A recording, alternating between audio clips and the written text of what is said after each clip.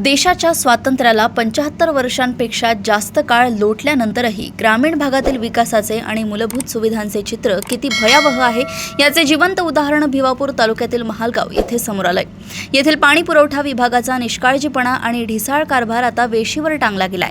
महालगाव येथील महिलांना पिण्याच्या पाण्यासाठी चक्क मुख्य पाईपलाईनवर उभ्या असलेल्या सिमेंटच्या एअर वॉलमधून होणाऱ्या पाण्याच्या गळतीचा आसरा घ्यावा लागतोय। हा महाकाय नळ सध्या गावातील महिलांच्या पिण्याच्या पाण्याचा मुख्य स्रोत बनलाय। गावात इतरत्र पाणी पुरवठा उपलब्ध असला तरी ते पाणी अत्यंत दूषित आणि पिण्यायोग्य नसल्यामुळे नाईलाजाने महिलांना या गळक्या वॉलमधून जीव धोक्यात घालून पाणी भरावं लागतंय।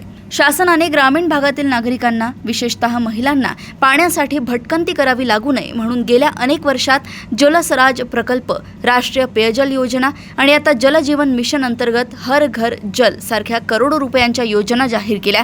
मात्र महालगावमधील हे वास्तव चित्र पाहता या योजना केवळ कागदावरच राहिल्या असून त्या अद्यापही तळागाळातील लोकांपर्यंत पोहोचल्या नसल्याचं स्पष्ट होतंय।